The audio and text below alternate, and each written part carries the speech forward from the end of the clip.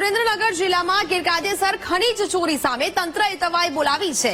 હાલ તો તંત્રએ તવાઈ બોલાવી ત્યારે હવે ગેરકાયદેસર ધમધમતા કાર્બોસેલના કુવા સામે પણ તંત્રએ લાલ આંખ કરી છે ને જેના ભાગરૂપે ચોટીલા પ્રાંત અધિકારી અને મામલતદારની ટીમ જામવાડી અને ભડુલા ગામમાં પહોંચી હતી અને ત્યાં ગેરકાયદેસર કાર્બોસેલના કુવામાં તપાસ હાથ ધરવામાં આવી હતી।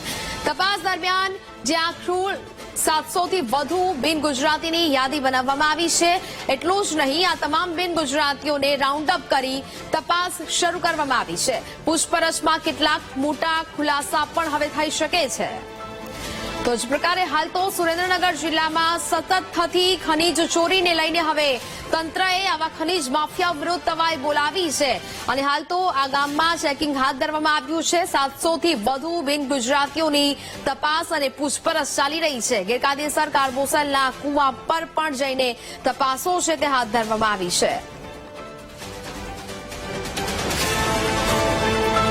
હાલ તો સવાલો હવે અનેક થઈ રહ્યા છે। શું ખાણ ખનીજ વિભાગના અધિકારીઓને પણ હપ્તા મળી રહ્યા છે? કારણ કે દર વખતે આ પ્રકારની કાર્યવાહી થાય છે પરંતુ કોઈ પણ પ્રકારે કાયદાકીય કાર્યવાહી છે તે નથી કરવામાં આવતી। કોઈ પણ કડક પગલાં આ ખનીજ માફિયાઓ વિરુદ્ધ નથી લેવામાં આવતા ને જેને જ કારણે આ ખનીજ માફિયાઓ દિવસે ને દિવસે બેફામ બની રહ્યા છે।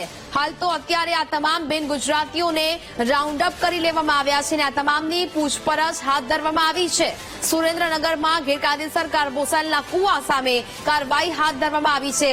સુરેન્દ્રનગર જાણે કે ખનીજ માફિયાઓનું હબ બની ગયું હોય તે પ્રકારે અવારનવાર અહીંયાથી ખનીજ ચોરીની ઘટનાઓ એક બાદ એક સામે આવે છે ત્યારે સુરેન્દ્રનગરમાં ધમધમથી કાર્બોસેલની ખાણો કોની છે તે સવાલ થઈ રહ્યો છે।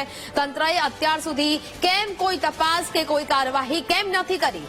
શું કોઈ રાજકીય મોટા માથાઓની ખાણો પર ગેરકાયદેસર રીતે કામ ચાલી રહ્યા છે? શું ખનીજ માફિયાઓ સાથે અધિકારીઓની મિલીભગત છે?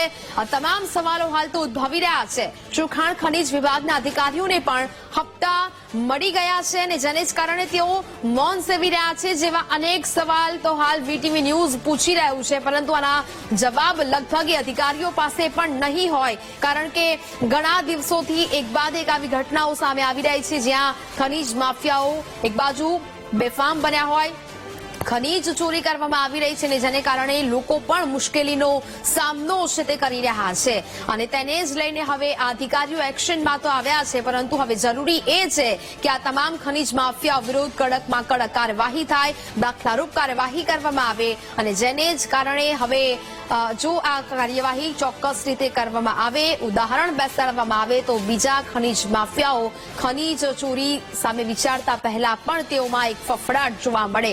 સુરેન્દ્રનગર જિલ્લો તો જાણે કે આ ખનીજ માફિયાઓનું ઘર થઈ ગયું હોય, હબ ગણાતું હોય તે પ્રકારે અહીંયાથી દરેક વખતે ખનીજ ચોરીની એક બાદ એક ઘટનાઓ છે તે સામે આવે છે।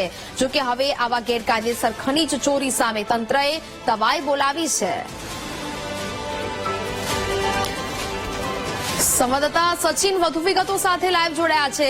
સચિન, જે પ્રકારે સુરેન્દ્રનગર જિલ્લામાં ગેરકાયદેસર ખનીજ ચોરીના અનેક ઘટનાઓ આપણે જોઈ ચૂક્યા છીએ, સુરેન્દ્રનગર જાણે કે આ ખનીજ માફિયાઓનું હબ બની ગયું હોય ખનીજ ચોરી કરવા માટે, હવે તંત્ર જાગ્યું છે અને આવા લોકો વિરુદ્ધ કાર્યવાહી થઈ રહી છે।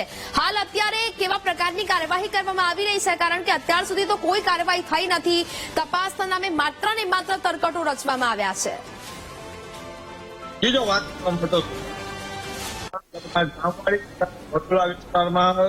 ચોટીલા પ્રાંત અધિકારી દ્વારા જિલ્લામાં સૌ પ્રથમ કાર્બોસેલની મોટી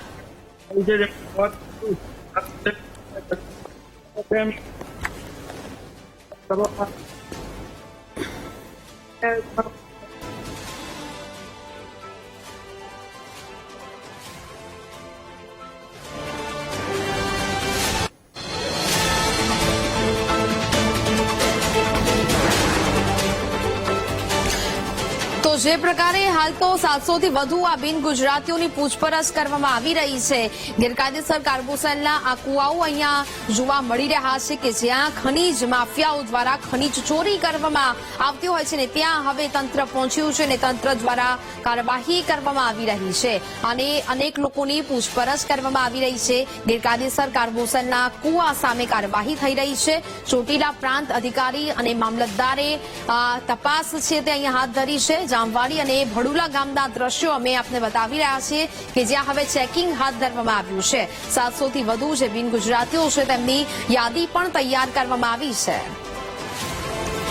સંવાદદાતા સચિન ફોનલાઈન પર જોડાયા છે. સચિન, હાલ તો જામવાડી અને ભડુલા ગામમાં ચેકિંગ હાથ ધરવામાં આવી રહ્યું છે. શું કાર્યવાહી થઈ રહી છે હાલ? જી, જો વાત કરવામાં તો સુરેન્દ્રનગર જિલ્લામાં થાનગઢમાં ભડુલા તેમજ જામવાડી વિસ્તારમાં ખનીજની મોટી ચોટીલા પ્રાંત અધિકારીઓ દ્વારા રેડ કરવામાં આવી છે, જેમાં 100 થી વધુ કાર્ગો સેલના ખાડાઓ અત્યારે હાલ ચેકિંગ હાથ ધરવામાં આવ્યું છે. ક્યાંક ને ક્યાંક ચેકિંગ હાથ ધરતા અત્યારે પ્રાંત અધિકારી, મામલતદાર તેમજ તલાટીઓને પણ ઘટના સ્થળે બોલાવી લેવામાં આવ્યા છે અને ચેકિંગને લઈને હજી ક્યાંક ને ક્યાંક મજૂરો ખાડામાં હોય તેવા પણ દ્રશ્યો સામે આવ્યા છે. બિલકુલ સચિન, જાણકારી બદલ આભાર.